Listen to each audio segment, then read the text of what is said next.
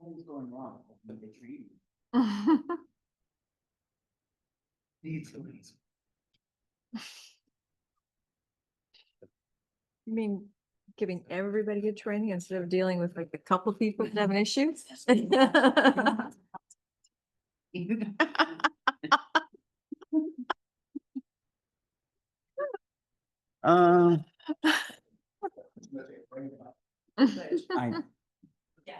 It's fine. Okay, all right.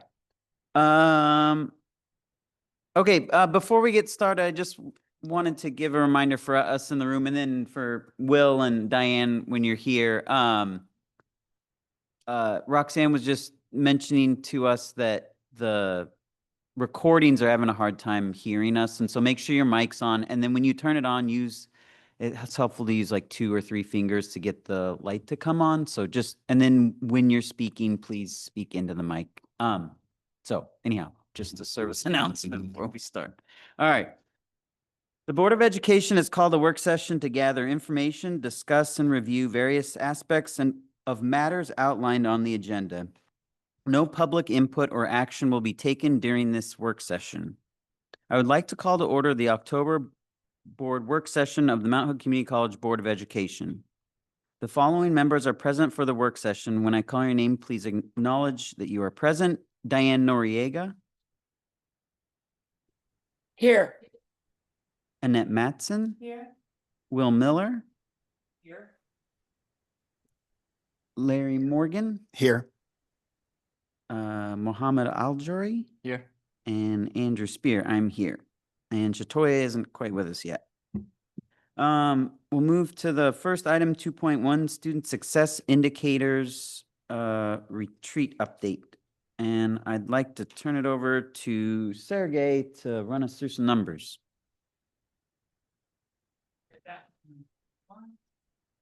No. Evening, I guess, not afternoon. Still in the afternoon.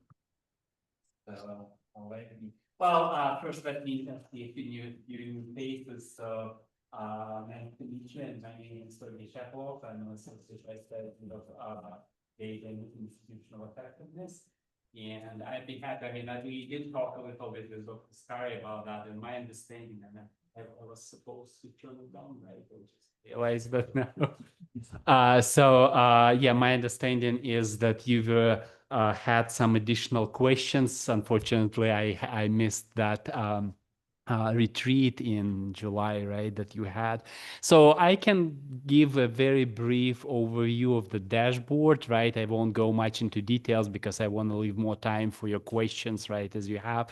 We'll can take a quick look at that student success indicator that kind of, annually we publish, like some major changes we see, equity considerations, peer comparisons, and initiatives that are in place to help with those. And then I'll be open with any questions. But, as I go through dashboard, feel free to stop me at any time, right? So would be,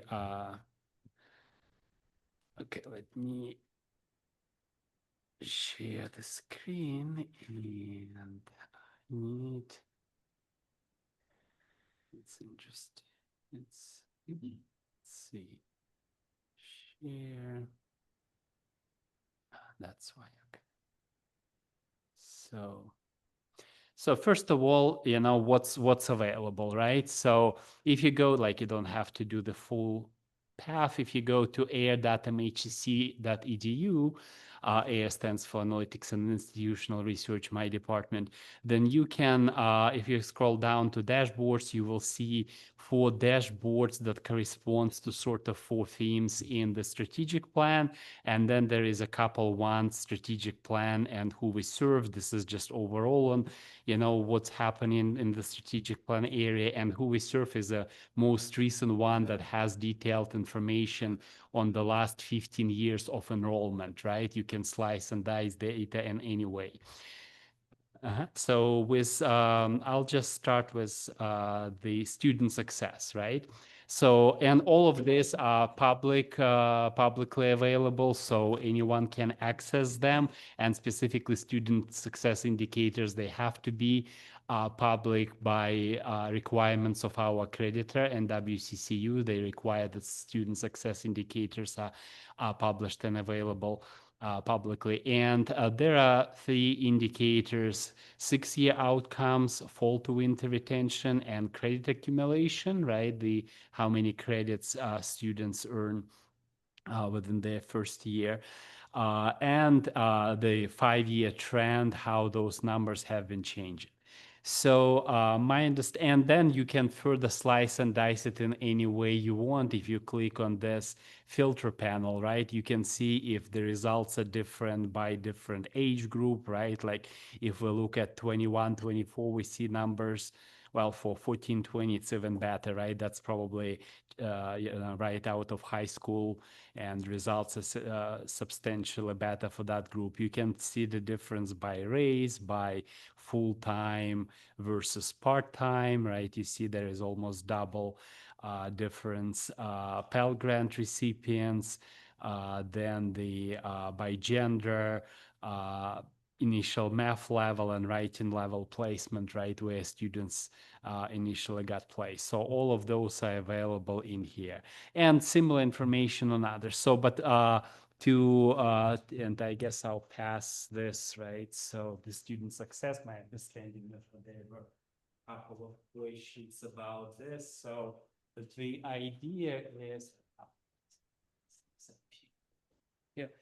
So pretty much what we do is I'm hoping to get even more collaborative on these efforts, but annually, once data is published, we kind of try to highlight, some biggest changes we see. Then we want to review from the equity point of view. Then, peer comparison information and initiatives. And the idea is, I mean, of course, it's not comprehensive, right? The idea is more like to get people thinking, right? Because if you just push the dashboard, some people may look at that, some people may not look at that. If you just, have some initial seed, right? Let's look at that. Some people may start questioning, oh, why do we have that? What's happening, etc. So that's kind of, it's not meant to be a comprehensive report and analysis like this is, everything that we have discovered or anything like that. It's more to start the conversation, right? To trigger some, thought process and go with that. Then, as I said, and then, I can show you like who we serve a brand new sort of dashboard. So on this dashboard, you pretty much have 15 years of data, and you can see like, so with no filters, this is how our FTE has changed, right? This is, you can look at that. I mean, this gives you absolute numbers. You can look percentage wise, right? Like that's where it was declining or was increasing. The same thing with headcount and headcount percentage. But then you can further slice and dice it by age group, by type of enrollment, right? Like if it's a credit, non-credit, full-time, part-time, modality, in remedial courses, by discipline, department, division, all of that available and can easily be seen on this dashboard. So as I said, I wanted to keep it short and quick because my understanding is you had some questions, so I'd be happy to answer them. But if you'd like me to talk more, I can get more into details on this or a student success dashboard. I think this was, yeah. I don't remember what questions were talked about during the retreat, but for Sergey, but do folks have questions? I do actually remember one of the questions for the retreat was around, I think if I'm remembering correctly, the completion rate with the no gaps for all students of color, with the notable gains for the Black students, and trying to understand then how that compares with kind of what we see on the student success. Right, yeah. I know you had a good explanation for that. Right. Well, there is a couple of things about that. First of all, about the student of color versus white student, right? This is kind of one of the measures that I think was discussed also in the strategic plan.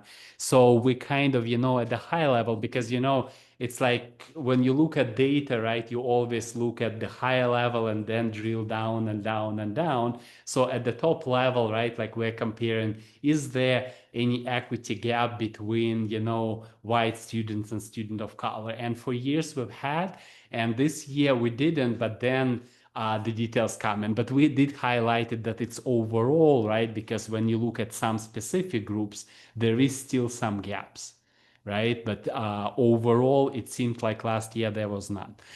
However, last year, it's interesting, right, that it's COVID seemed like was a very long time ago. However, when you look at this 6-year outcome, right, that's what it's measured on. So it's pretty much we're looking at students who were enrolled in 2019, right before COVID, right, or 2019, 2020, right? That's the first year, actually, not before, but during the COVID time. So what's potentially, and like one interesting thing that we discovered, that the success rate of African American students just surged, right? Just, like by almost like 30% higher. And there could be different, I mean, there obviously could be, some initiatives. We don't want to discount them and say like, well, we have nothing to do with that, right? So there obviously that, but there is potential, the reason why we kind of want to take a look and see if it's truly that substantial increase or just some COVID effect, because what's possible is during COVID time, we also noticed that percentage-wise, the largest population that we saw decline race-wise was Black students. That's where we lost like overall the decline, I think, was 20% or something like that. For Black students, we lost 30% or even more than 34%, something like that. So what potential issue could be is when you lose during like COVID times, you usually lose most vulnerable students, right? The ones who probably have family issues, whatever it is. And that's why it's like you sort of become unwillingly sort of selective institution, right? Where you got only the ones who are already better positioned. So again, it's just a theory. I mean, it's not like I have any other data to back up, but that potentially could be another factor that have contributed specifically to Black students and maybe overall to students of color. So that's why, it's maybe encouraging to see that, that the success rate of Black students has dramatically improved, but then we have to be cautious, and it could be COVID effect, right? It could be that we just had really fewer students, the one who are way better, positioned to complete anyway, right? And the other ones just didn't enroll or dropped out right away or whatever. And that's why we are not seeing them in the numbers. So that's why for the next year or two, I think we got to observe and see if that's really truly an improvement or that's really a COVID effect, and we will see a little bit of a decline going forward. But that's the discussion we've had, because it's like, the data does show that we sort of closed the gap for Black students, but the question stays, like we need to observe if it's really true or just a issue, the COVID issue, really. And when you say COVID, do you just like a COVID effect? You just mean that was for Black students, that was the highest proportion that left, and so they're in turn the highest proportion returning because of COVID. Is that what you're getting? No, what I'm saying is that during COVID, the enrollment has declined, and it means lots of new students, right? Black students did not even come, right? Oh. And that's what it makes a difference. So it's sort of like now we got only the Black students who were more prepared, right? Better prepared to complete and be successful, right? So it's not like we're looking at all Black students. We're looking at a subset of students that probably were doing better anyway. However, now after that, we are getting them back, and that's why we got to see if that was really a factor. Again, it's only an assumption, but that's the assumption that we pretty much lost most vulnerable. So now we are looking at select subset of Black students, and they may have performed better, right? Because obviously, like we know, like if we look at like nursing program, we have 99% or whatever completion in those programs regardless of the race, right? Because there is a selective process, right? And better prepared students get in. So the same thing may have happened inadvertently there due to COVID, right? Like those students just didn't come, and that's why we're judging based on this students who were better positions to start with. Probably they're likely probably were from higher income families, right? Because I mean, regardless of the race, right, there are always higher income, lower income. So it's possible that that's what been contributing to that. But that's something that we hope 1 year may not be enough because COVID was pretty bad for a couple of years, right? So I don't know if this next year results would necessarily tell us, but I think in 2 years we will know for sure if it was a COVID effect or it's truly what has happened. I will add on, so on that, students who stuck in received a lot of additional support. We had the COVID relief funds that went directly to students, and so some students may have just been overwhelmed and self-selected out. But the ones who actually stayed to try to persevere did get a lot of wraparound support. So that might have also contributed to their success. Yeah, absolutely. Yeah, that's why we have a concern that like does it truly show an improvement? Because like if you look at here, and Black students, like you see it's been already improving, but the numbers like it used to average about 37-38%, and it just jumped to 48%, like almost 30% in 1 year, which doesn't seem to be very normal, right? Like such a significant improvement in 1 year. That's why it kind of again, I hope that initiatives we do also contributed to that, but the question is that all, or it's also a COVID? That's why we kind of want to look at that, but we want to be careful before we declaring that, or now we have no gaps.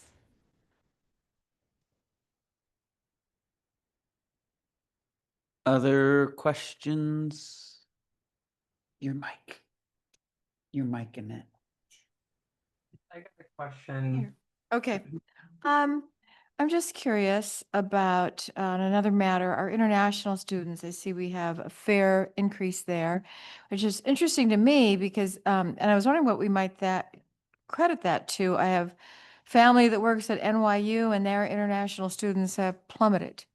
So do we know why we're up when the 4 years, from what I'm hearing on NPR and other sources, are down? Well, from what I've heard from John, that there was some, or I don't know if you want to speak to that. I mean, I'll hearsay because I don't have direct knowledge of that, but from what I've heard, that there was a couple of students, right, who are currently international students, and they actively recruited students like their friends, family, coming from that, and due to that, and like our overall numbers are not. Like you see, it's like in 100 plus something, right? So if somebody helps to recruit 15-20 students, that already makes a big difference. So that's what, like, as far as I know, we didn't have. 73. I mean, from 70 to 113 in credit. I mean, that's. Ah. For this year right now. Okay. And so we've seen substantial growth. When I started here, almost 14 years ago, the individual who was doing international, it was after September 11th when regulations changed and the student exchange visitor program was created, where there was additional documentation, rules, restrictions, and authorization to have international students study in the US. When that happened, we kind of sat on it as an institution and didn't really work on growth. So we had 4 international students when I started here. And it was really just one of the bullet points on a position description in the admissions office. Janine Shockley was working with our seed and cast programs, which we no longer have as a partnership through Georgetown. We had about 40 students through that program. When we ended that program in partnership with Georgetown, she moved into a position in the admissions office and took over international. She was super passionate about it and really quickly realized we had students that wanted to come here. We just weren't responding to the inquiries. Okay. So we started responding. We started to see the numbers grow. And then we did an international recruitment trip. We went to Vietnam. That was right around the COVID time as well too. So Janine actually almost got stuck in Vietnam during COVID. And then after that recruitment trip, we started just building a good reputation within our student body that was coming here. And then they have friends that are attending universities and other colleges. And so word of mouth was a big piece. We use international agents as well too. We don't Okay. use them as frequently as we did initially. And right now, I mean, we have huge growth in Kenya. And Charles, who you've all worked with, he was the person that was connected to other students who are here from Okay. Kenya. So brought along a big group of students. And Vietnam as well too has been a big population, large population of our students. We have students from 30 countries now. And we're growing. And so the universities, and we're talking comparison in numbers, like you take Oregon State University, they have something like 3,000 international Right. students. So for them to lose 300 students, which is double our population, 10% dent in enrollment for them, which they have housing units that are dedicated for international students. So there's a lot more on the line with the university when it comes to housing, residence life, and all of that. And it is a huge contributor financially as well too. I mean, for us, it's a substantial impact as well too at this Mhm. point. But a lot of it now is word of mouth. Like, Okay. we get students that are like, I have a friend who's over at PSU, I have a friend who's in Idaho or in New York, and they want to come here as well too. And it's not the experience that they have while they're here. We're going bowling tomorrow afternoon with international students. But I mean, it's like we've built up this programming. And I mean, years ago, you were on the board when we Yeah. approved the ESL fee as well too. So we actually have accelerated learning, English language learning as well too, and have a price for that for international students as well. And that's a small percentage of them, but it's still a big contributor. And those students potentially roll into credit courses after the ESL experience and here for a few years as well. So. Okay. But it's been absolutely amazing growth, but we have an awesome team. So Amy Salisbury is the coordinator, Janine Shockley is the manager over that area, and we have a new employee that's just joined us as well too in the last few weeks. But we've grown that team and they've got a good system going for their processes and getting students here. We're not recruiting from countries that have been on any of the banned or potential banned lists. We haven't had any of what you're seeing in the literature nationally around students getting sent home. Like, we have not experienced any of that here. A couple of our community college peers have had a handful of students here and there. But it's usually from the countries that are on the banned or potential banned list. And we don't have populations from those countries here. Okay, and we haven't had any that have had to leave because their countries, the visas were pulled for them. No, the ones that have had to leave have either stopped enrolling or did not meet the conditions of their visa, and we had to terminate them as a student. Okay. And so then they have to go home at that point in time. But it isn't because their visa was suspended or revoked. Okay. Yeah. All right, thank you. Larry? Thank you. Great presentation. Appreciate it. Mhm. 2 questions though. As it relates to the Black students that we talked about that, I think during the retreat, I'm curious, is that consistent with what our peer colleges have experienced? Is our dip more pronounced or is it the same? Where do we rate in that kind of ecosystem of other community colleges or other institutions? Well, unfortunately, that's Northwest even, like when we compare peer colleges, right, NWCCU accredited requirements was that we pick a metric that's nationwide. So that's why we went with VFA. That's a little bit a different problem now because they're merging with another group. But anyway, but the issue is that, what they publicly publish for those colleges, right? Like when we compare that they do not publish disaggregated data. So I can only see, we probably could reach out and look at them, but what's publicly available is not disaggregated. Due to that, even NWCCU has changed their rules a year ago. They said that, well, you have to compare overall numbers, but disaggregate data only for your school, because colleges had a challenge actually getting that data, right? Because it's not unfortunately published, and in this environment, maybe a little bit probably will be a while before it will be. But yeah, so to like we could try to check on that, but I don't have an answer for you at the moment. Okay, I would say for me, I think it'd be super helpful. I think that as we talk about any disparities or any challenges, to be able to right size that to, Annette's point, it looks like we're doing better with international students compared to other places. It'd be good to kind of, compare and contrast that to where we were at the last few years when we saw COVID happen, whether we were better off or worse off and what we did program wise to celebrate that. The other question I have too on the peer comparison notes, it says, as completion is a long-term indicator in both retention and credit accumulation are shorter-term leading indicators. It says we anticipate moving closer to average within 2 to 3 years. What makes that assumption, or what gives us confidence that that's going to be the case? Well, because as you see, the retention and credit accumulation, this is the what we see within a year, right? If we see an improvement, and that's what we have seen, it's probably a little too small. Hopefully, you can see, but we've dipped almost to 67% for retention. I think that was during COVID year, right, 21, and now it went up from 67 to 73. Right, almost 6% up. So this is kind of shows that the students were retained as they got in. So obviously, as we got like 6% more of them retained, that gives us hope that that they actually will go on and complete, because that was also previously research from from years ago, that students who usually stick in the first year, they tend to be more likely to complete. So that's kind of couple of reasons why we hope, because we see them doing better during their first year.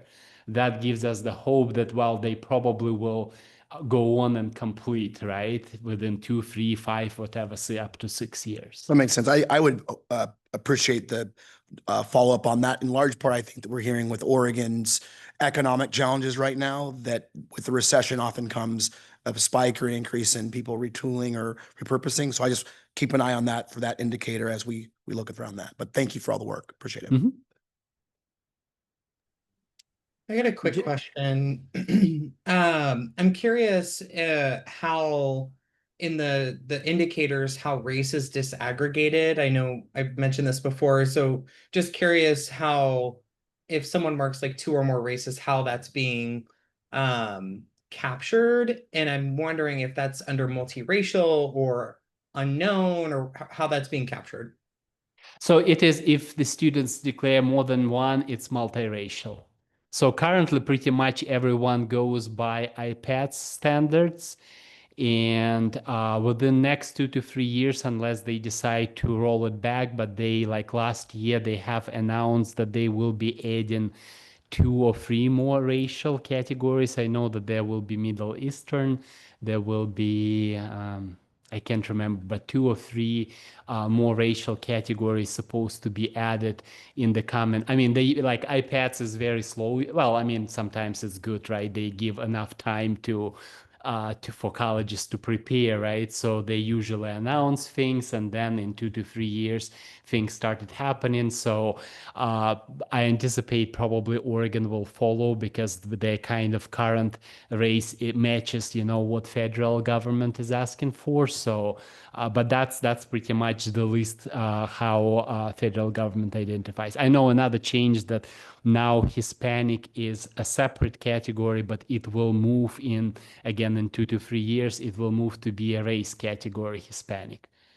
You explaining for them what IPEDS is? Because it may not be familiar. Sure. Yeah, IPATS is pretty much a federal reporting, right? Every year we report to the federal government our enrollment, our graduation numbers, all of that. So they collect and publish that. That's the IPATS system. Just a practical question for the credit accumulation, the percentage that's on the bar below 37, what's that demonstrating? Like, I get the 37% Yeah, if you click on the question mark, right, it gives the explanation. So credit accumulations, the percentage of students who earned at least 36 quota credits for part-time students or 63 for full-time within the first 2 years of their enrollment, right? So it's pretty much when you see 37%. So it's like if it was a full-time students, it means 37% of them earned at least 63 credits during first 2 years. And if it was a part-time students, at least 36 credits were earned during first 2 years. But what's the bar chart tracking though? Yeah, so the significance, kind of to Larry's point, is these are three heavily researched student success indicators. And so the first one, right, is that first term retention. And so, right, seeing how we do at the beginning. The credit accumulation, the research shows that students who take, full-time students are more likely to complete their degree, part-time students are less likely. And so they use this credit accumulation factor to kind of determine where, or they've used it to determine what that spot is, that if students complete that, they're more likely to persist. And if they don't, they're more at risk for not. So that's why we use the credit accumulation, is to try to figure out how many are getting past that benchmark where they're likely to persist to get on to complete. That makes sense. It's more just, is the bottom 45% just tracking like the That's the goal. three? Oh, That's the goal, yeah. Oh, okay. Never, okay. Yeah, each got of it. those small, the 53%, 75%. Got it. Three are all what we should be. That's our goal. Okay. I couldn't remember if we were tracking like on a 6-year average. Okay, got it. Okay. Mhm. Sorry. No. It's the same information, but each time I see it, I'm like, oh, it's a little different question. Any other questions for Sergey?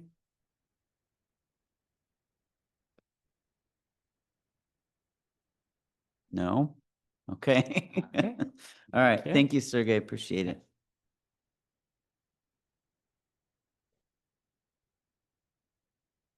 Let's see. Next, we have item 2.2 HEC Financial Monitoring Report Update, and Jennifer is going to provide us an update on that.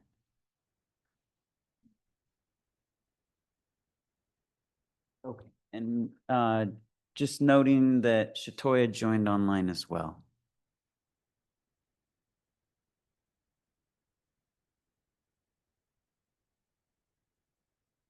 Okay. Good evening, and I apologize for so many numbers in one night. With usually Sergey and me together, it's not going to be super exciting. So I'll try to make this as exciting as I can. So I'm going to talk a little bit about the HEC Financial Monitoring Report that came out over the summer. Okay, so this is a picture of the cover. I think it was sent out to the board in August before it was released to the HEC F&A committee. And then I think Lisa recently sent it out again in case people wanted to dive into it. So the report is intended to complement our existing practices. So we still have our regular tools like our monthly financial reports, annual audits, our budget process. It's not a standalone tool, and it really is meant to emphasize trends over time. And you'll really see when I dig into some of the graphs what I mean by that, because looking at 1 year is not super helpful. It also enhances visibility for the community colleges. So we're looking at multi-year ratios, and the data goes back 6 years. There's industry standard ratios, operating margin, composite financial index, so things that are used standard across higher ed and sometimes even in private industry. And it provides just another lens for looking at opportunities, potential challenges. So the report that you have in your inbox has all 17 community colleges. If you want to look at a big high-level summary, but we were told over and over that the intent is not to compare us to others. But if you would like to do that, you have the information. I'm just gonna state assessment. So this is basically our lens from the executive summary of the HEC report. Our enrollment growth from fall 22 to fall 24 was 13%, which is identical to the statewide average. Just thought it was interesting. So we're right on track. A composite financial index, which is a combination of all of these ratios, we're stable and consistently above 3.0, so that's financially sustainable.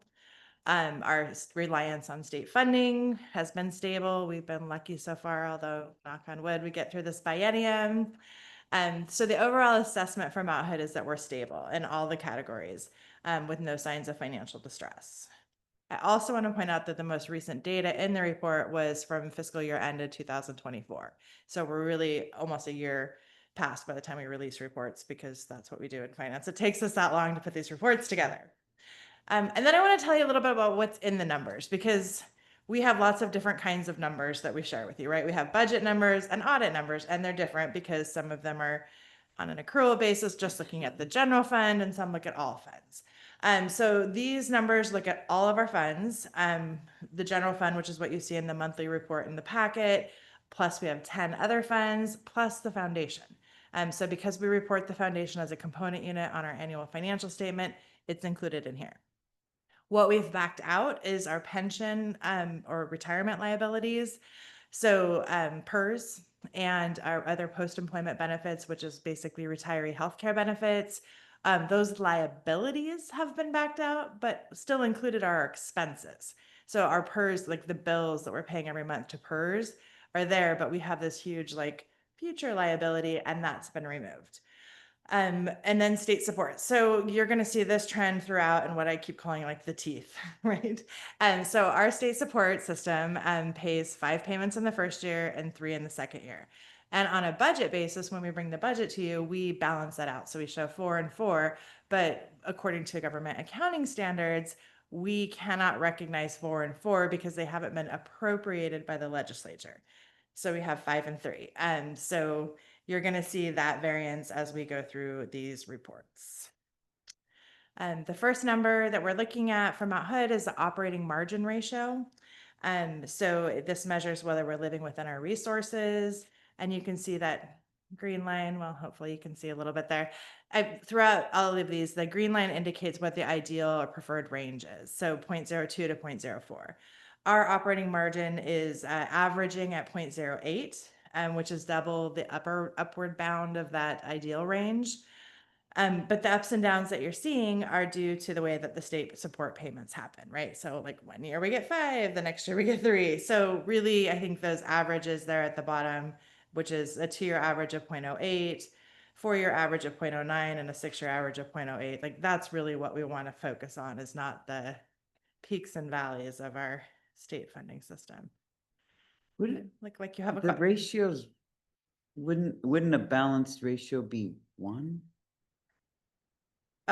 For net revenues versus total revenues. Oh, sorry. Okay. I So was, that's actually the formula, is our net revenue compared Okay. to our total revenue. okay. So we have a positive margin, which means we have financial stability and flexibility. What this ratio assesses is whether we're living within our means. So are our revenues consistently exceeding our expenditures? A strong operating margin, again, 6-year average of 0.08. We talked about the fluctuations. How this benefits us is we have low borrowing costs, which we saw over the summer, and long-term financial sustainability. And the next ratio is our primary reserve ratio. So this one is expendable net assets divided by total assets. So this one is how long could we operate if we only used our expendable reserves without any additional revenue? So if all of our revenue got cut off tomorrow, how long can we keep paying the bills? And so as of June 2024, we're at 48%, which is about almost 6 months, right? So about halfway through the year. So that's sitting pretty well, although it's an up year. And the ideal range is something greater than 0.4. Our 6-year average is 0.34, so it's a little bit lower than that 0.4 target. A lot of that's driven by that volatility of those payments. And it also includes unrestricted funds, not just the general fund. So we do have funds, like we have a pension bond reserve fund, and we have retirement funds where we've earmarked some fund balance in those funds for activities, which is also helping to contribute to these positive fund balances. So our goal is to maintain that ratio above that 0.4%, which is about 4.8 months of operations. The next ratio is our viability ratio. So this is our expendable net assets divided by our plant related debt. And so this says like with our what is our ability to pay off our long-term debt with our current resources? And you can see the ideal range is 1.25 to 2.0. We're consistently at or above that, which is actually saying something because all of our debt up until this year has been general fund debt. So if you happen to dig into the report and look at other schools, they actually have worse ratios, but their debt is backed by full faith and credit of their taxpayers, unlike our debt, which is we pay out of our general fund. So they have more debt that they're reporting, but we don't get a report in this ratio, the taxpayer guarantee or that property tax revenue that's paying it off. Because they've passed bonds. Yes. Yeah. Yes, exactly. Yeah. And so the benchmark range is at 1.25 to 2. 1.0 means like you're basically solvent. Our 6-year average is 1.95. Like, as I mentioned, all of our debt is paid out of the general fund currently. But when we get to the fiscal year ended 26, so this year we're in now, so 2 reports from now, our geo debt will be included. So this ratio will actually probably go down for us. It won't look great, but our campus will. And so this is just a key indicator of financial resilience and flexibility. And having a high ratio is stronger borrowing power and strategic readiness. So we have the ability to pass bond or to get debt if we had to cover our capital needs. And then we have the return on net position ratio. So this is the change in net position. So the activity during the year divided by the beginning total net position. This shows whether our assets are growing in a way that can support our long-term mission and strategy. An ideal range is 0.03 to 0.04. So that little green line, and you can see we are also well above that. Our 6-year average is 0.15.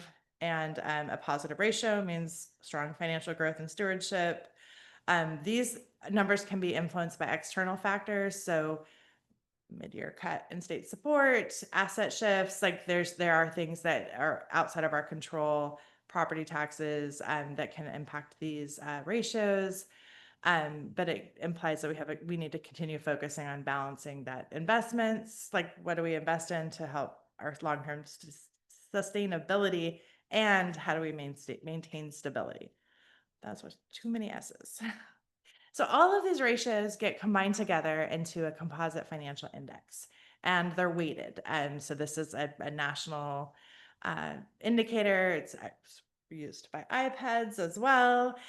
So this is a combination of the 4 ratios that we just went over, and it gives you like an overall financial health. So the ideal range is something, at or above 3. And you can see our 2-year average is 4.72. We're consistently above 3. Which is considered the minimum for financial well-being.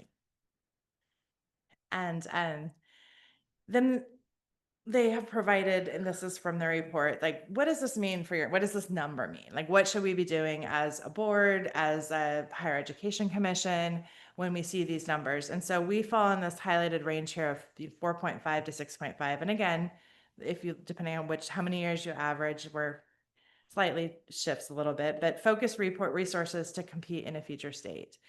So what that means is we should be looking at aligning our resources with our strategic goals, which we try to do throughout the budget process, anticipating future challenges and opportunities.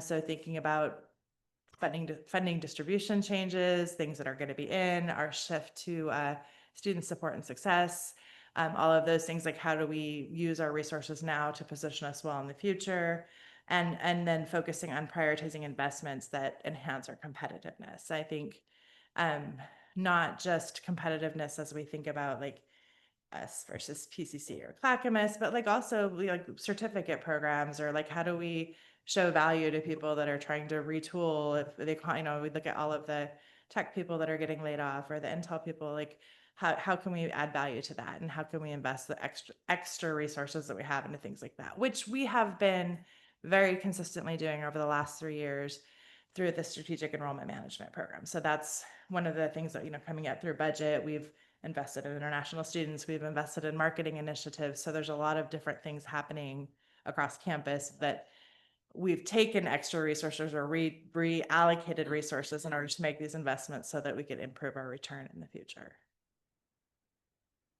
So I am happy to take any questions. So can I ask you to talk about one thing? Mhm. And that's our ratios since 2020. As it relates to the COVID money we got and how we might anticipate the ratios may look different Sure. for So the coming rounds. So if you go back to fiscal year ended 2019, that's the last year before COVID. And you can see we're at 0.38. So that's really low. But what happened after that year? We did some program adjustments in 2019 that took a couple years to realize. We began reporting the foundation as part of our component unit. So the foundation assets have been added in there. So that's part of that boost you're also seeing. But we also got higher education relief funds. So we didn't know about those in 2020 when everything was going crazy. And we made some immediate decisions to reduce our expenditures. We laid off all of our part-time employees. We furloughed most of our employees on campus, at least one day a week. So we made some we were thinking, oh, we're not going to states that we're going to have a recession, right? It didn't happen at all, but it was good because it positioned us well. But then we still got this lost revenue money from the feds. And so that really helped bolster our reserves. We were able to transfer some of those reserves into to match the state funds because we had to access that $8 million that we used to do the dental lab.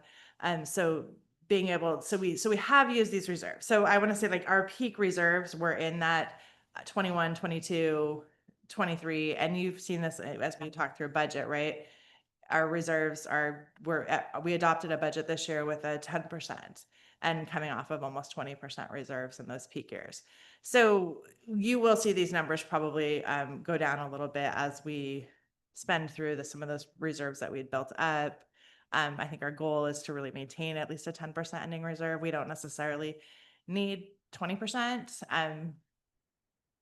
So is that like really where you wanted me to go with that? Yeah. Okay. Just kind of a preview that Yeah. we don't anticipate the graph consistently looking like this. Yeah. How much money do we get for the COVID lost revenue?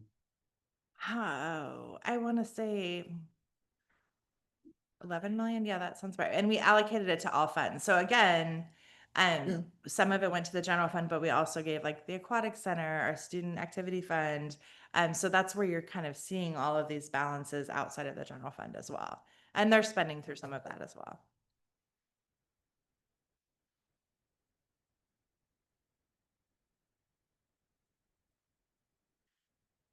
Any other questions? Yeah. If we hold a 10% reserve margin, does that still allow?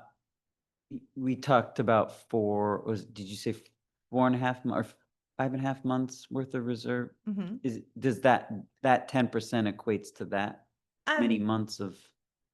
Not if you look at it on all funds. So again, I think we're sort of a little bit mixing Yeah. fruits, because with the 10% is our general fund. So that's our general operations, Mhm. but we do have money that is earmarked in for PERS, for example. So we know we're going to have another PERS increase for the 27-29 biennium.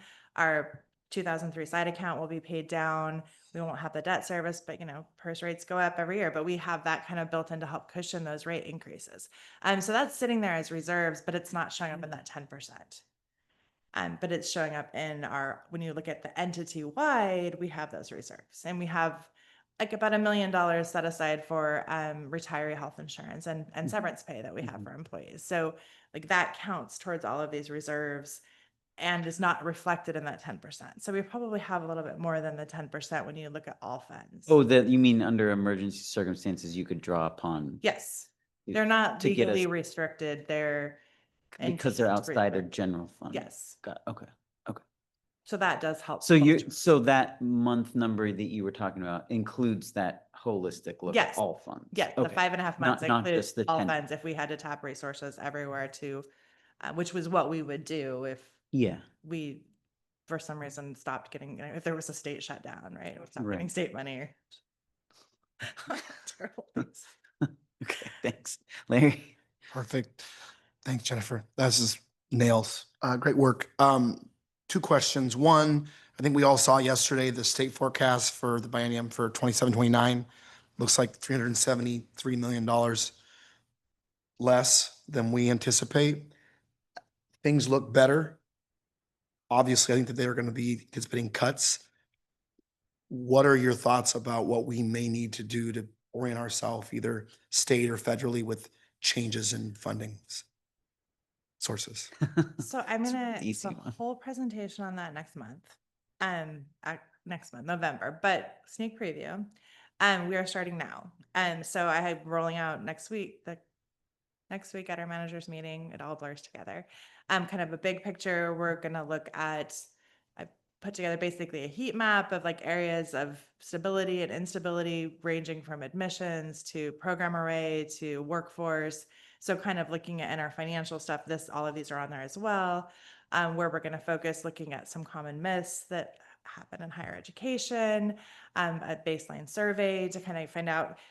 So we are going to have to reduce our expenditures. To answer your question simply, if we have a reduction from the state mid-biennium, because of this delightful 5 and 3 thing that we have going on, if we have, let's just for example, a 5% reduction that comes next February in the special session, because we only have 3 payments left next year, that would be the equivalent of a 14% reduction that we'd have to make in state support next year. So because 5% for the biennium, but we've already gotten 5 payments at that point. At the end of this year, we'll have 5 of more than 50%, right? And then so if you're taking a cut in 1 year that was meant to be over 2, and you only have 3 payments to take it out of, it becomes really significant. So very concerned about a mid-biennium reduction. And already we're going to be looking at shifting our operating expenses to try to make them grow aligned with our revenue. But if our revenue decreases, that makes it even more challenging. Makes sense. I would just know that 373 doesn't even factor in HR 1, right? Which I think there's concerns about federal taxation and dollars. So I appreciate the care and caution in the planning stages. Any other questions for Jennifer?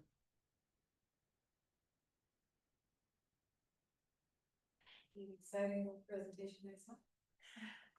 Yes. Sure. We don't often hear that that's going to be an exciting presentation. Right before Thanksgiving. Be exciting. We believe that the 24-25 report, which is last year, should be out in March. Oh, April. So sometime in the spring, they'll get it on that site. we're all required to have our audits completed by December 31st. So we convinced the state to pull these numbers for their report directly out of our audits. Thank goodness. We don't have to do one more thing. So it's a matter of just populating that spreadsheet. It shouldn't, and the analysis and review by OPC. So we could potentially by March. Seems reasonable. Cool. Thank you, Jennifer. Thanks. Let's see. Next, we'll move to item 2.3, Achieving the Dream Alliance for Community Colleges Learner Success Grant. And I think I It's see me. Yeah, online here. I have to apologize. I, for some reason, cannot get my video to work. So, I actually changed a few things so I can share my screen. Thank you. Appreciate you for being willing to do that. But I have no idea why I cannot see. Or I can't share my screen. So hello everybody. I can't really see you that well, but excited to be in the room with you. I'm here to talk about the Achieving the Dream grant that we just received. So, Achieving the Dream is this national organization. I'm sure many of you have heard of Achieving the Dream, but they help community colleges sort of transform their processes, and they focus on transformation and innovation to help close equity gaps. And so we were about maybe 4 hours into my tenure here at Mount Hood, I started helping write this grant. So I was excited to be a part of this. So the application itself had 3 different parts, and it focused on a college, our college demographic, and our eligibility. It talked about colleges' systems or structures, and asked us to get supporting documentation and approval from the president. I'll talk a little bit about that in a second. So through Achieving the Dream, they have an Alliance for Community College Learner Success, and this is a cohort-based program. So there are 4 other colleges participating in this program. They were chosen. So when we applied, we got this wonderful opportunity, but we will be in a cohort with 4 other colleges as well, and it focuses on capacity building. So it's going to look at our teaching and learning, how we support our students, and provide us with strategies. Specifically, they focus on senior leaders who serve a high percentage of disproportionately impacted students, and students who are senior leaders that are committed to learner success. So they really wanted to make sure in that application, they asked us a bunch of stuff about our structure, about our teaching and learning, and how we focus on serving our students holistically. And then we had to make sure that we were a college that served disproportionately impacted students. So we had to give a lot of data and documentation that proved. And that really just means our students disproportionately impacted just really means that maybe we have groups of students who are not completing and persisting as much as others, or maybe we have students who are low income, students who have been disproportionately impacted. So some of those indicators that they looked at with this application specifically was that they looked at if we had a diverse governing board. They focused on the representation of our cabinet. They looked at our commitment to the success of disproportionately impacted learners. So they made sure that we had programs, policies, systems in our strategic plan that really focused on that. They looked at our faculty demographic as well, and that we actually have meaningfully represented our faculty in our institution. They looked at diverse backgrounds, making sure that diverse backgrounds are meaningfully represented in our institution as well. They looked at the success of disproportionately impacted learners, and that we have tried to prioritize that in our teaching and learning. They looked at our data systems. So if we were disaggregating data, and if we're actually looking at that disaggregated data, and are we looking at how those patterns are impacting our disproportionately impacted learners. And then they looked at institutions who were willing to engage in this dialogue around the success of disproportionately impacted students. So they looked at our council structure, they looked at accreditation, they looked at a wide range of things.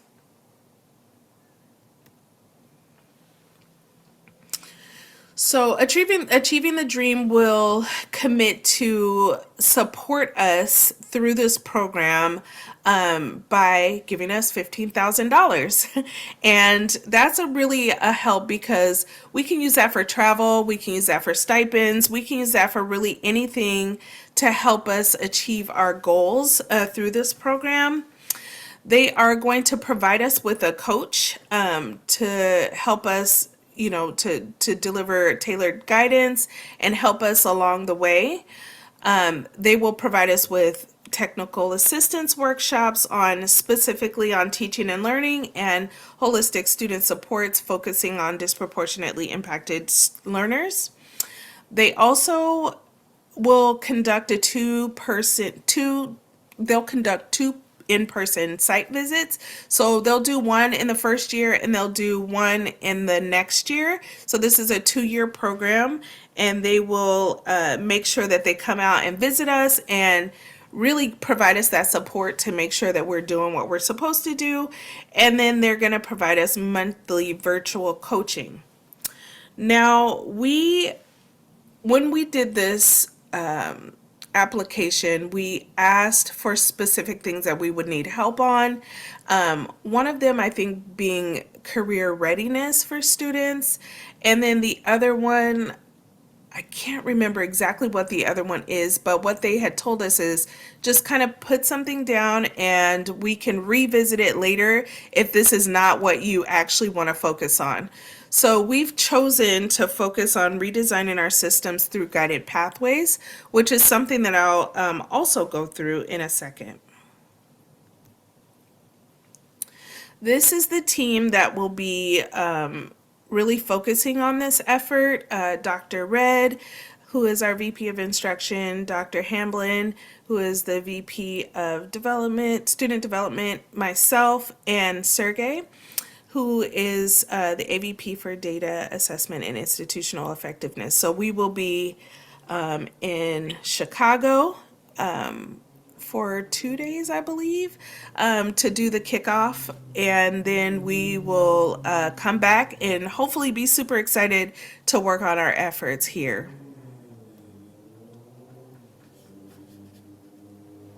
As you can see, this is the timeline that we're working with. We will be this fall, like I said, we'll have a kickoff meeting that'll be in person in Chicago. And then we're going to have the college coaches visit us in the fall in person. We get to have a content session in the winter and in the summer, and in the summer of 2026 and in the summer of 2027. We're going to have a 1-year convening at the Data and Analytics Summit in 2026. And then our coaches will also visit us in the fall of 2026 as well. And then we'll attend Dream 2027 in the winter of 2027. So as you can see, it's going to be a comprehensive effort. So they're going to be giving us that hands-on coaching. We will be meeting them out in different spaces, and we'll also have workshops as well.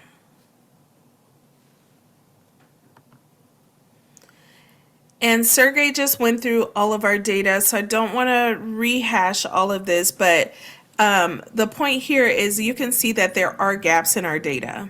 And so we really want to focus on those who have been disproportionately impacted in our 6-year outcomes, our credit accumulation, and our fall to winter retention.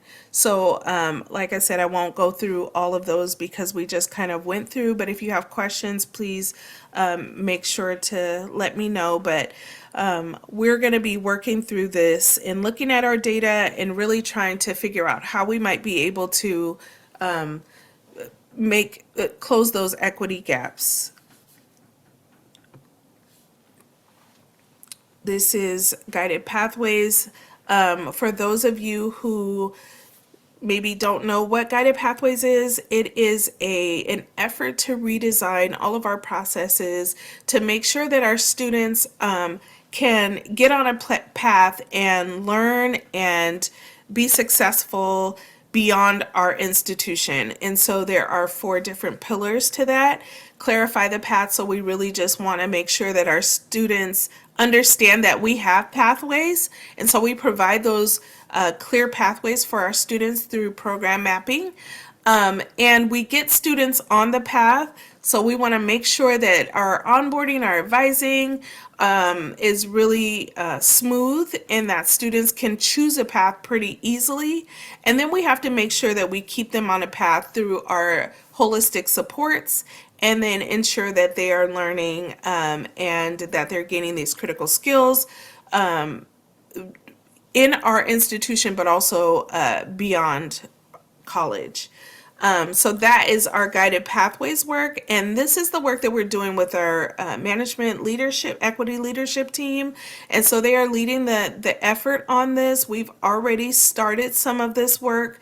But our Achieving the Dream grant will really be helpful to make sure that we are doing guided pathways and that our guided pathways work is successful. And so that's all that I have for the presentation. What questions might I be able to answer? Questions? Kind of went through that fast. Yes. Diane. Yeah, I have a comment and a question. This is very exciting news, and I'm really, really happy that we're going to be participating in this project, because it really gets to the whole point of, you know, why we're here. Make sure our students are successful. And I know that the focus is on those students that are, I can't remember the terms now that you use, but Disproportionately impacted learner. Yeah. disproportionately impacted learners, exactly. So, but as we do this process, I suspect that it would also be have a positive impact on those students who are not necessarily disproportionately impacted. It seems to me, I mean, we want to make sure that we have no achievement gaps, but we also want to overall show how these guided pathways can really improve student success. So anyway, I'm really looking forward to seeing how this plays out. Thank you.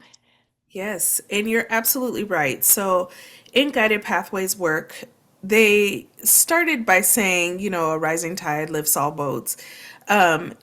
However, you know, I've been at an institution before that did implement guided pathways.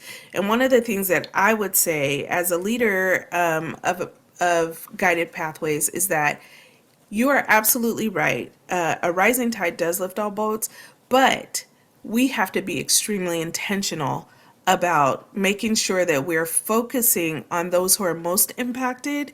And when we focus on those who are most impacted, everybody will benefit from it. There's no student that won't benefit from making sure that they have a pathway and graduating on time and not wasting money and not wasting time, right? So you are absolutely right with that. Other questions? Larry? I just have one comment. From my research, it appears that their national convening is going to be in Portland next year. So I'm just curious, as the board is continuing to support this work, if there's any synergies with them coming to Gresham to interact with us in any capacity. Just curious about that. But I know that, you know, these conferences travel all around the country, and it's a home game next March. So that's my comment.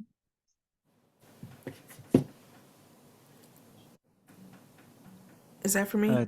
Hit it. Yeah, there you go.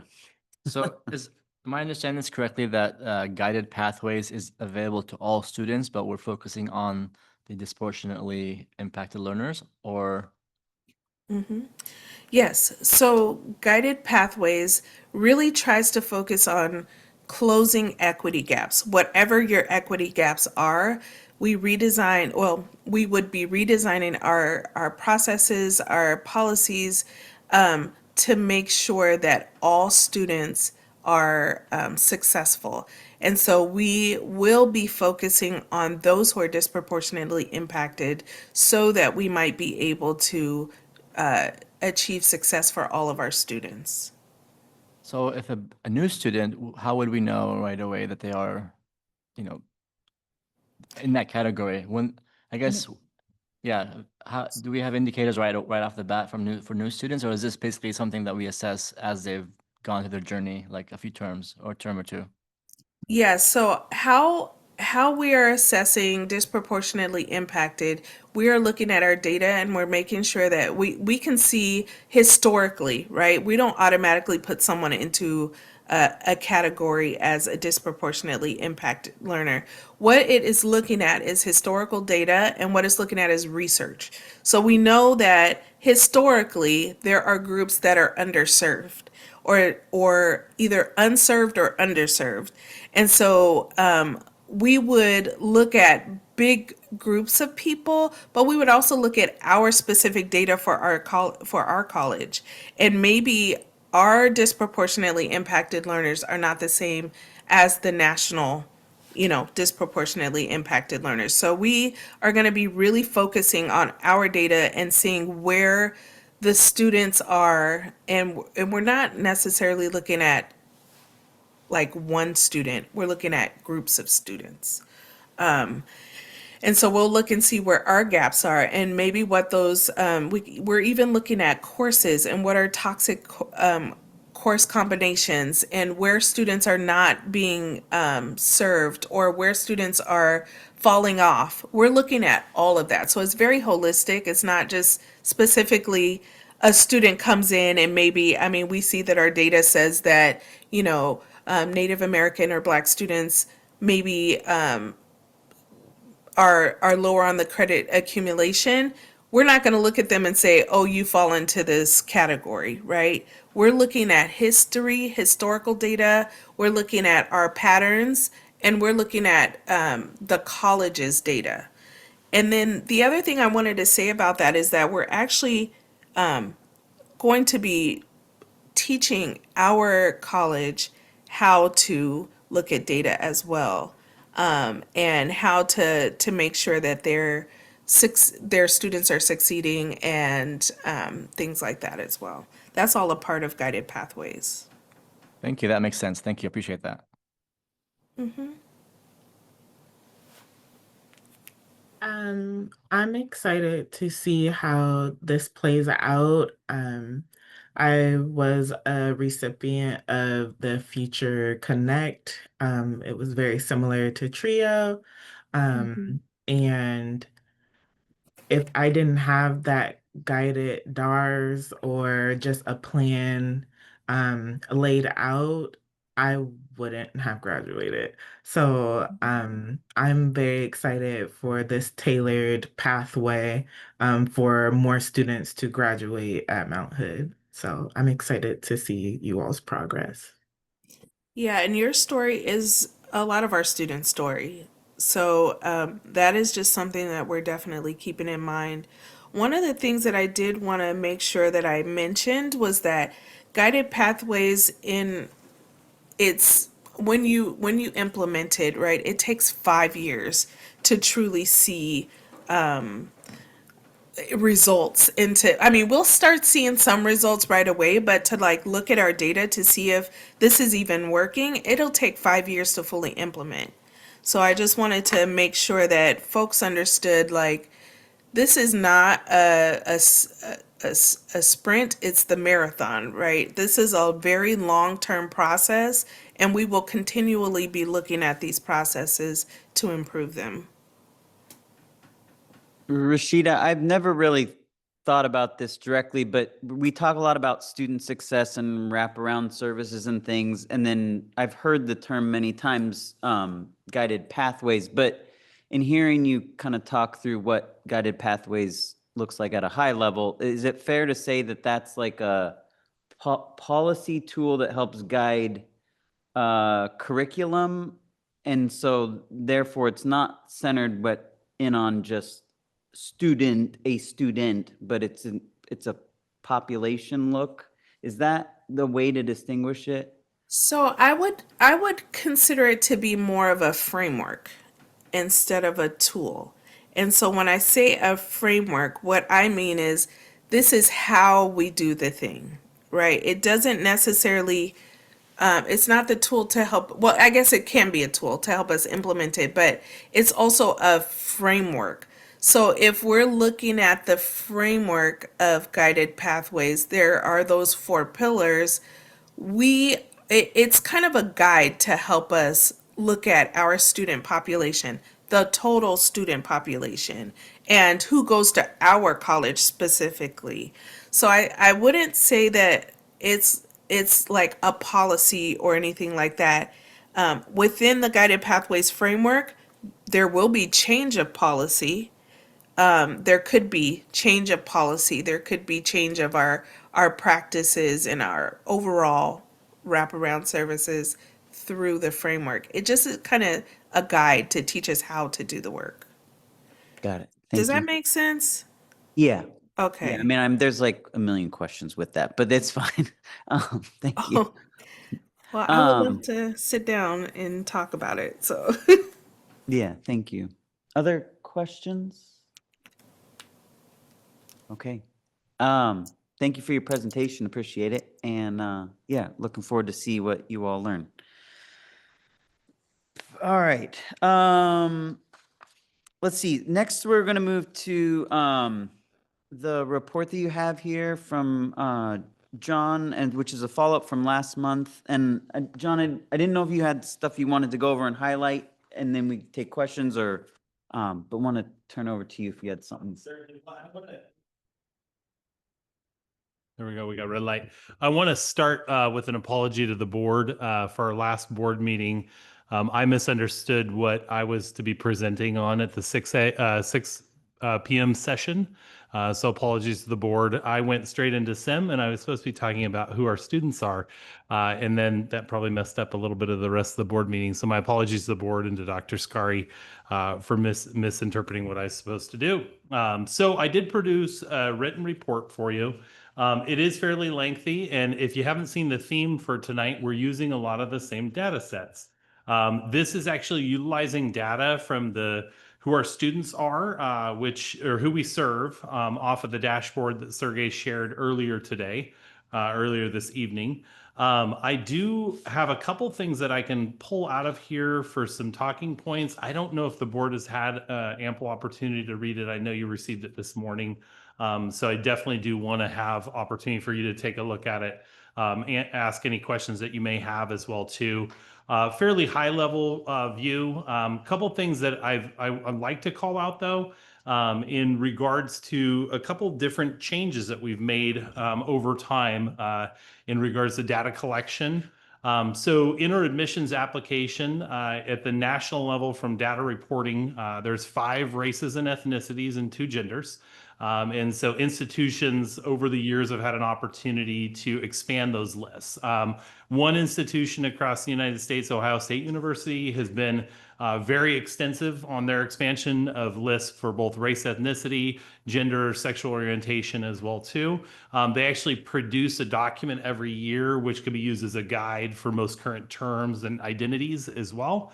And really what happens is as we collect some of this data and submit to federal agencies or state agencies, we can collect whatever information we want, but when we submit, we only have certain buckets that we can submit that data into. And so the identities of our students is important to us in our hands as we're serving our students. But I did want to call out on the gender group in particular, as this is something we've implemented in our admissions process just in the last 3 to 4 years. We used to have male and female, and we had unknown. Now, unknown for a long time was a very large population, and that was primarily our apprenticeship students. Because they usually filled out a paper admissions form that was turned into the apprenticeship office and manually data entered into our system. So they were not filling out an online application, and they weren't required on a paper form. You're not required to fill out any forms or any fields. So we had a lot of unknowns, upwards of 20% of unknowns, and a lot of those were connected to our apprenticeship students.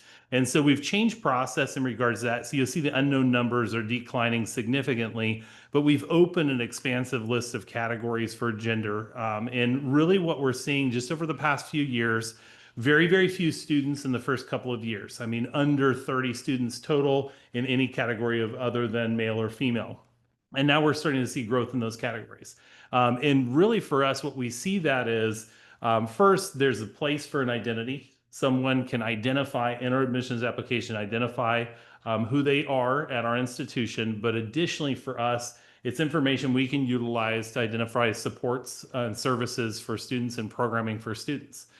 So if we don't know a group exists, we're unlikely going to produce programming, events, clubs, activities, et cetera, to support those students. And so with this expanded opportunity, it really provides us more information, more data to work with, and also recognizing the value of that as it comes to student life, the student union, and our programming that we're offering to our students. Additionally, too, from a training standpoint, understanding who your students are and how you're supporting them is vital in building a connection, building a sense of belonging. And so if you have staff that are aware of the students in their classroom, faculty are aware of the students in their classroom, staff aware of the students in their programs and that they're supporting, they're able to be trained and understand the difference that's in front of them and understand how that student needs and wants to be supported as well too. So we see this as very vital information for our work. For first generation students, this is actually an interesting category because I may have shared with the board in the past, but first generation is a tag, but there's so many different definitions attached to that tag. So I'm a first generation college student, but I'm not your traditional first generation college student. Both of my parents were very influential, demanding you are going to college to both my brother and I. It was not a choice, not an option. They did not know how to support us in going to college. My dad saved $5 from every paycheck. There's $3,500 by the time I was 18 years old. That was gone really quickly in the first term for housing. But they just said, go to college. There was no, here's how you go to college. Here's how you become a successful student. So I went in and out of college for a number of years. So I consider myself kind of a Gen 1.5 because I had that support network. A lot of our students don't have that support network. They gain that here as well too. And it's a fairly substantial percentage of our students. So for this last academic year, over half of those students were first generation students. And everyone's story is slightly different. You may have some pockets of students that have similarities and nobody in their family went to college, nobody's supporting them to go to college. Their high school counselor at Gresham High was a person that really supported them and helped them engage, apply for college, apply for FAFSA or ORS application, apply for scholarships. But you may have an entire other bucket of students that is not that situation. And they may have had some level of support or a family member or a friend that supported them along the way or didn't. So we recognize the value of building that sense of belonging connection with students. And so through our strategic enrollment management work, that's really where we've built systems. I talked about this at our last board meeting related to this outreach work that we're doing before students even step foot on campus.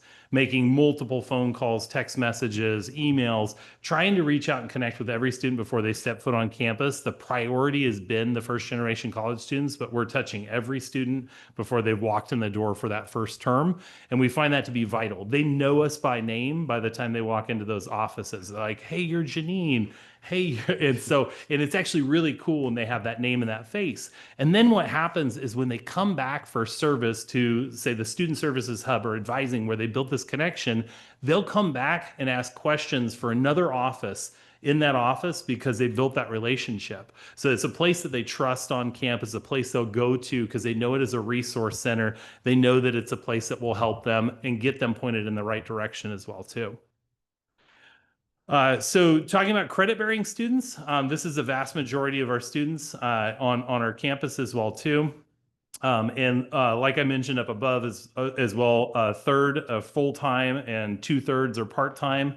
When we get into non-credit, continuing ed and community or workforce development, this area is vital for so many reasons, partially because of the work that they're doing within that framework. But additionally, as these students actually transition into credit courses, and that transition process, it is one of the metrics that we do capture on our dashboard as well too, that transition from non-credit to credit. It's so important that those relationships that they build there transition into that credit world and the degree program world as well too. A lot of these students are going into career technical education programs as well. That cohort model within CTE programs is extremely important for our more vulnerable populations that may not have that support network, may not have that support system, and they have a very structured environment.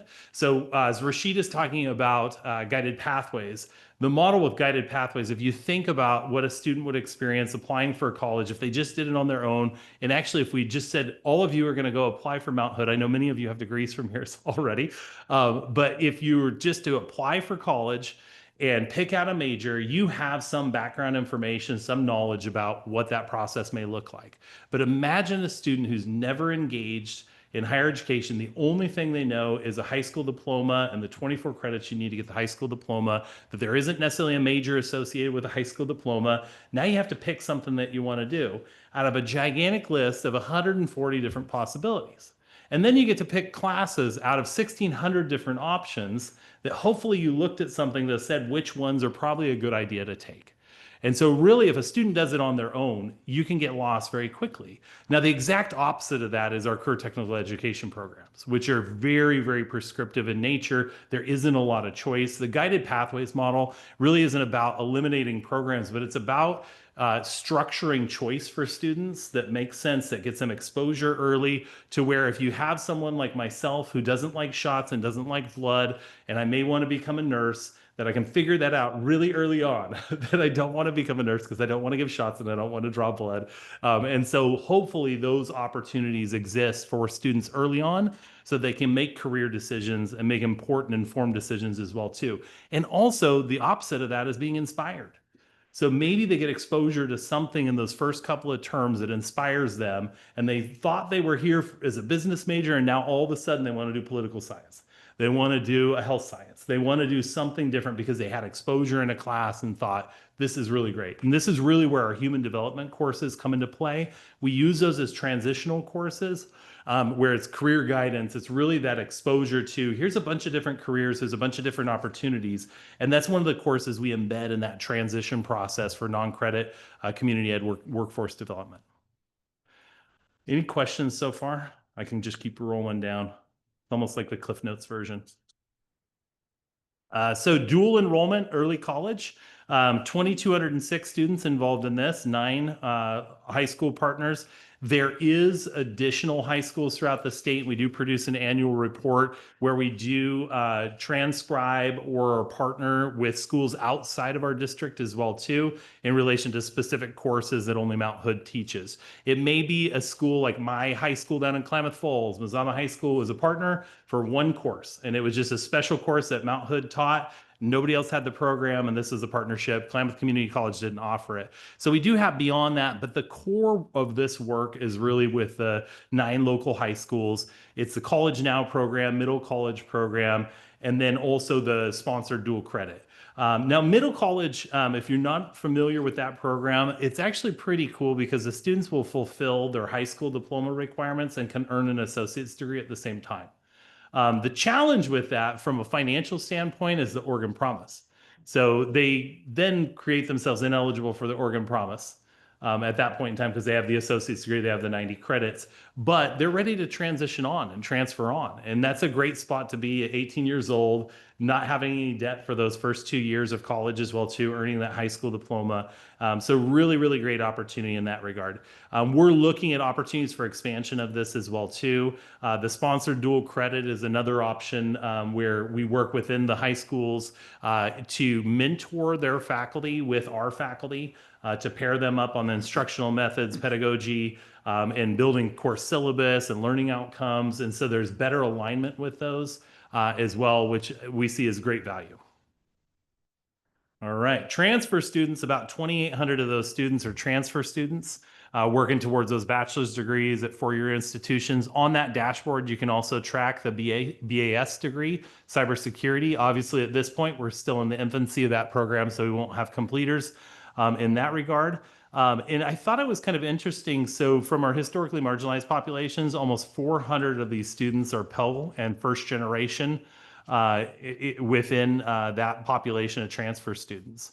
800 of the students also have remedial needs, and so they're taking coursework below the 100 level, which we've implemented. We recently were awarded the National Science Foundation award for $500,000 that's building off of our strategic enrollment management concept around math placement advisor, really having that person directly with them when they place into math 10 or math 20 to kind of talk through what opportunities they may have to actually take a higher level math course, because the difference between remedial and developmental ed can't be determined by a single measure placement test, and it usually can't be figured out in that first week of class as well too. Sometimes it takes a little bit more time for that. So having that opportunity and some of our partnerships that we have with our universities like PSU, OSU, Warner Pacific, and Western Governors University, all of them have staff that are available to us, whether physically on campus. We have 2 PSU advisors physically on our campus with a grant partnership we have with them, where we can actually take that relationship we've built with that student, that trust we built with the student, hand them directly off to that advisor at that institution and have them walk through that transfer process. I was a student where I had a master's degree level number of credits as a community college student and was afraid to leave. And I didn't know what transfer and transition looked like for myself. And it took a chemistry instructor pulling me aside and kind of helping me get down that pathway, completed my associate's degrees, completed bachelor's degrees, and moved on from there.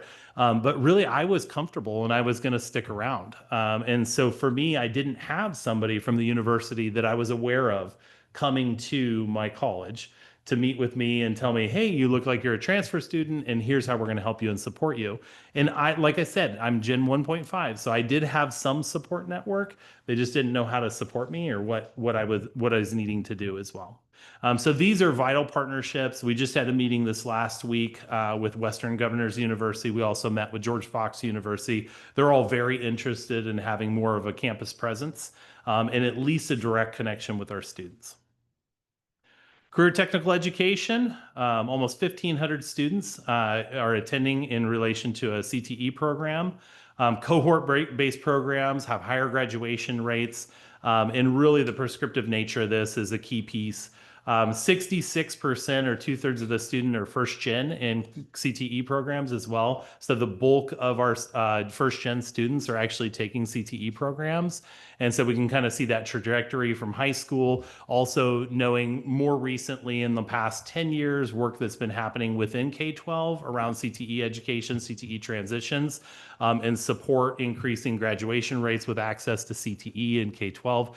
That's been vital as a connecting point as well. But we do see a lot of our first gen students are going into those CTE fields, and they may come back later and do a transfer or build off of that CTE degree, but many of them are getting workforce ready and doing that right here. In regards to special populations, 245 GI Bill students in the 24-25 academic year. And so that's about 3.6% of the students. We do have veterans here who don't identify as veterans and don't use veterans benefits as well. And some of them are not eligible for veterans benefits, but others actually choose not to identify, but they'll still use some of our supports and services. And we work very hard on trying to remove some of those stigma, but it does exist. And we do have students outside of that 245 who are veterans who are on our campus and directly involved in education here at the college that are not utilizing services or supports or identifying as veterans. And then immigrant refugee students, ESL learners. So just a few data points on here. Almost 1,900 students identify as ABS and ESL. Of those, about 1,214 are taking courses in ESL. And so again, these are great transitional opportunities for taking credit courses. And the ESL program actually has multiple levels of ESL. So you have your ESL, and then you have your intensive English for college and career, which is credit level and it's a transitional program. So some of our international students are actually taking that intensive English for college and career credit level courses. Some of them are taking the ESL courses and having a fee attached to that. But it is a pathway as well too. And so the goal is to work through the ESL coursework and then move into the IECC coursework and then build into that with other curriculum as well. International students, we've chatted about this one already, but I'll touch it just a bit more. So just a data point that's interesting, looking back historically, we're still trying to dig back into the archives because like I mentioned in 2001, September 11th, completely transformed how international students come to the US. And so the data tracking is different now than it was pre-2001. And we have data going back to 2001, but we're looking at accreditation reports, et cetera, from beyond that to ensure that our current number is our largest number. We might have some data from the 90s that we may have exceeded that, but we did have our SEED and CAS programs, which were primarily connected to South American countries. And that partnership through Georgetown, which I'd mentioned. 141 students for fall. This is constituting about 1.5 million in revenue for the year for tuition revenue for international students, representing 30 countries as well. As you saw, the graduation rates, the retention rates are extremely high.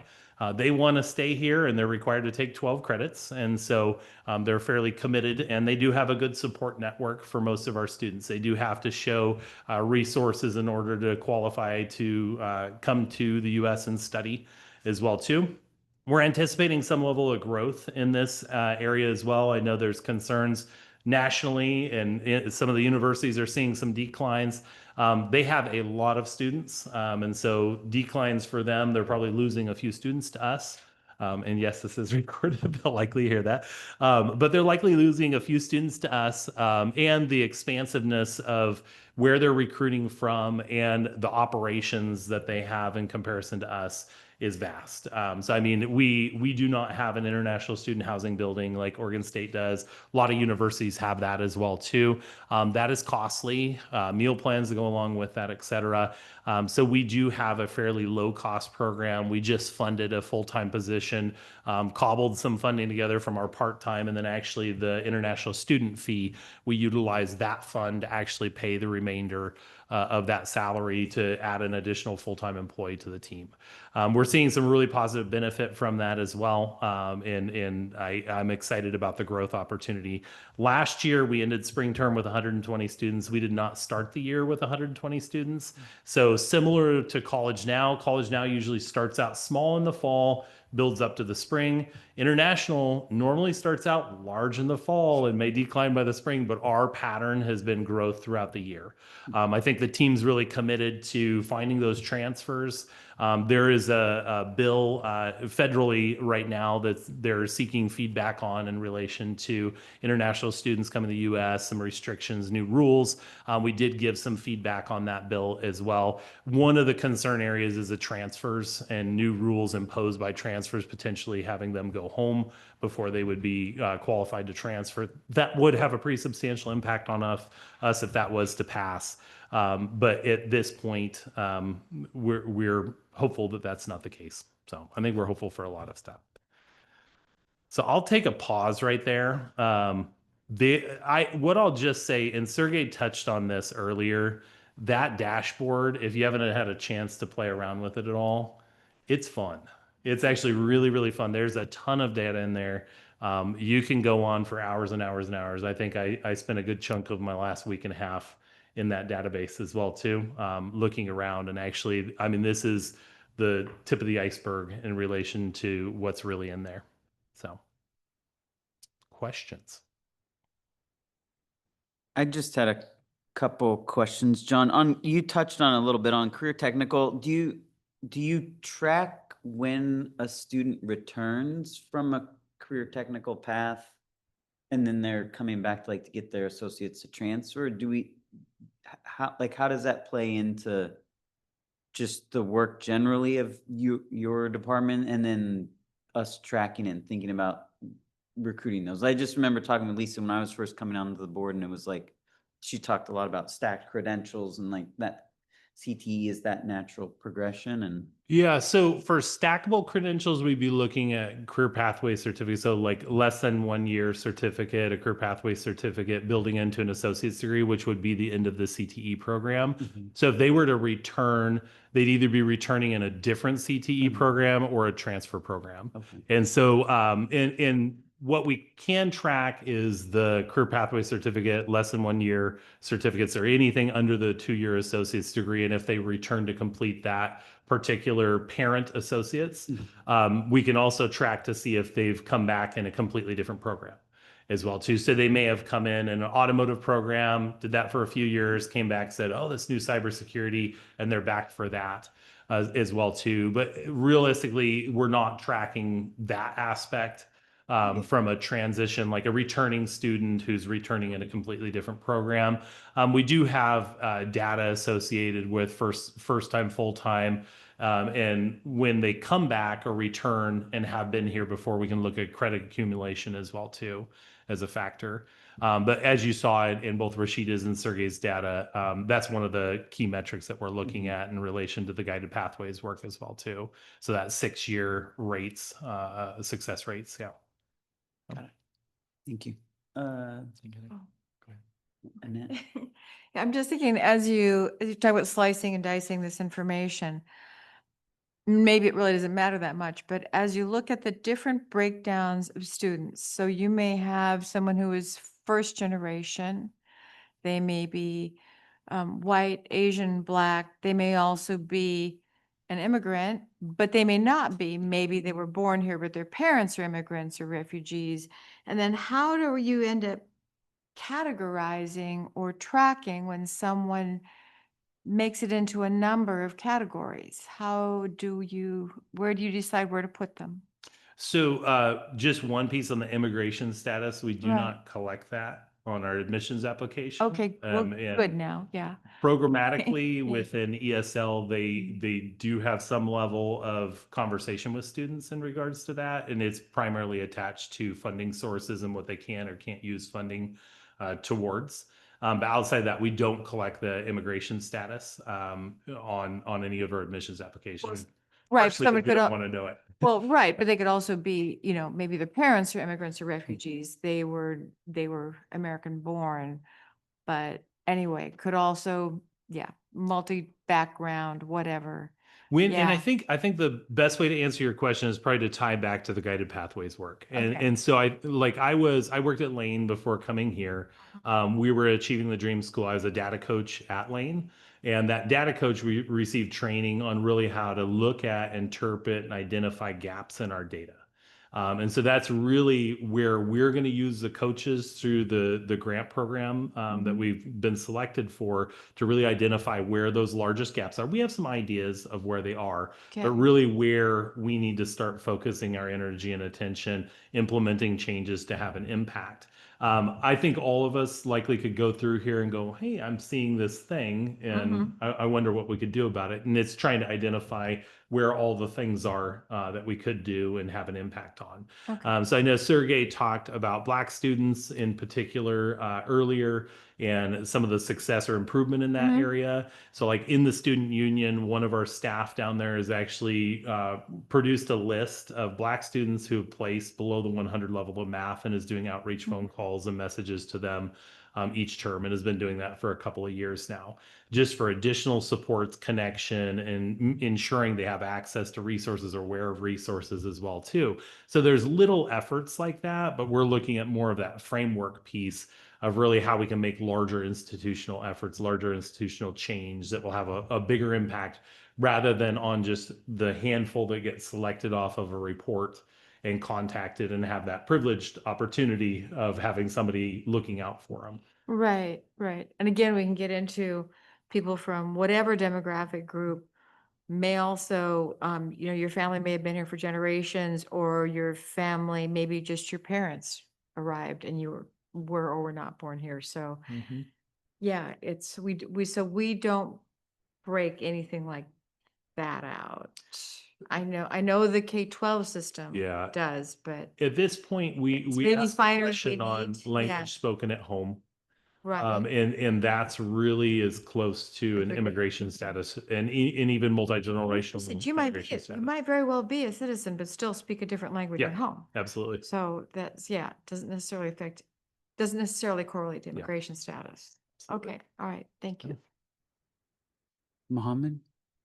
Oh, thank you. I was just gonna say this is for like a first time member of this board. I love this report. Like it just gave me a quick overview of this year. So I have like a compass of what to look forward to ask. So I really appreciated it. And specifically because it touched on a few of the programs that we had firsthand experience as parents of Ma'had students. And it's just great to see it in numbers and see where we fit in the categories. And so thank you so much for that. Appreciate it. Absolutely.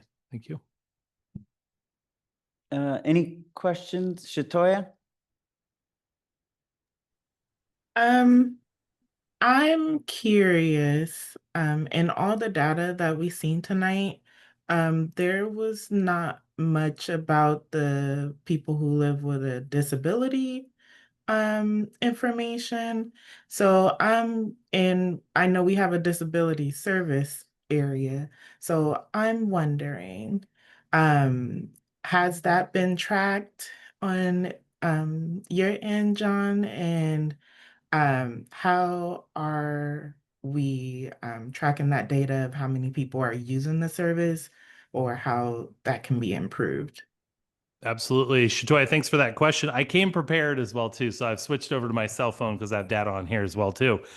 So we have been tracking that. We use a system by a company called Simplicity called Advocate. And it's actually a tool that we use for doing intakes for disabilities and whether temporary, permanent disabilities.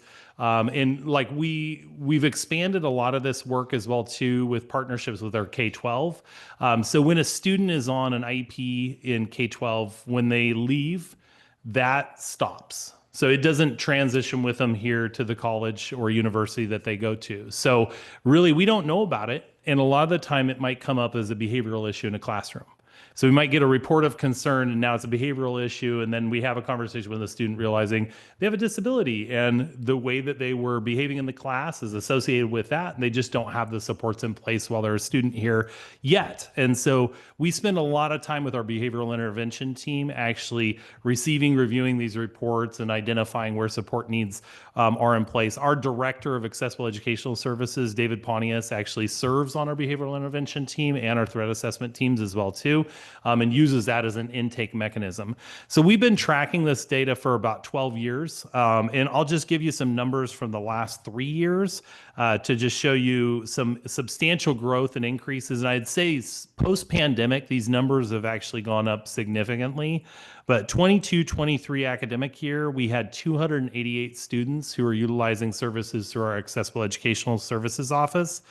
23-24, we had 417. And then 24-25, 431. And so significant number of students utilizing these resources. And it could be something as substantial as a note taker in class, sign language interpreter. It could be something as simple as being able to record lectures. And so wide range of support needs. And even we've been working with our athletes. So an athlete with a concussion that's considered a temporary disability, they may not recognize that's a temporary disability and it's impacting their ability to learn. So we might have plans in place for student athletes or other individuals with a temporary condition as well too. That's a great question though. Thank you for asking that, Shatoya. Yeah, thank you so much for that. And I'm also curious of how do folks access that, being a new student, because sometimes disabilities are unseen, like you mentioned. Absolutely. So our student services hub folks that are doing all of that outreach work are resource experts. And so as they're navigating support for new students, they're letting them know about all the different supports and services. We have timely messages that are going out as well too to students to inform them of services and supports. We're seeing the results in the numbers as well too. We recognize that 431 is not likely Every student on our campus has a disability that has accessibility needs. But we do know that number is growing, so we know our efforts are having a substantial impact, and that growth over the past few years has been very substantial too. And also too, I think an important thing is students may not know of the service. There are some students who have been on IEPs through their entire K-12 career. The moment they step foot off their high school campus, they don't want that anymore. They don't want the association with it. They want to leave that behind and start living their lives. So we get a mix of students that actually want nothing to do with any kind of disability services, accessible educational services, supports. We have other students who aren't aware. And actually, we help them with the assessment, help them with the supports, and recognize they might have needed this through their entire K-12 career, and we're just realizing it now as well. But there's a lot of outreach that's going on. Dave Pontius's office does a huge amount of outreach. I'll already mentioned too, some of it comes through as behavioral issues. And so we're real cognizant that not all behavioral issues are behavioral issues. And there's some are disguised in that situation as well too. And so our team's very diligent on making those connections and connecting the students to those support services and resources. I think as we've expanded our student basic needs work as well too, this has been a topic that's come up substantially in just recognizing there is a lot of connection. When you've got someone who's struggling with food and housing resources, there is sometimes disability needs and supports that go along with that as well too. So when we have a student coming in for food from the pantry, for resources for student basic needs, we're making those referrals and connections as much as we possibly can. And so students are well informed, and we're seeing that with the growth, but I think we're going to continue seeing that growth over time as well. Thank you. Absolutely. Any other questions for John? Thank you, John. I appreciate the report too. I thought it was a helpful summary and a nice digestion of the data that sometimes can be static online. So thank you. Absolutely. Thank you very much. Let's see. We're close to adjourning, but are there any other items that folks wanted to raise or just had questions on? And then also thinking in the vein of like future work sessions, any items that you'd like to hear about or raise on future agendas? And if there's none, okay. All right. I have Well, if anything, something. yes. Something I've been marinating on is understanding better of our graduation rates, and how that can go into basically assessing our support systems on campus. Just yeah, kind of look at Mount Hood's success in its graduation rates and transfers to look at the trends of how many people are actually getting certificates and how many people are transferring out. I've been a little curious about that. Okay. Great. I see Lisa taking notes, so I'm sure we'll talk about it at our agenda setting meeting. Thank you. Anything else? All right. With that, work session is adjourned. Thank you. I'm not gonna guide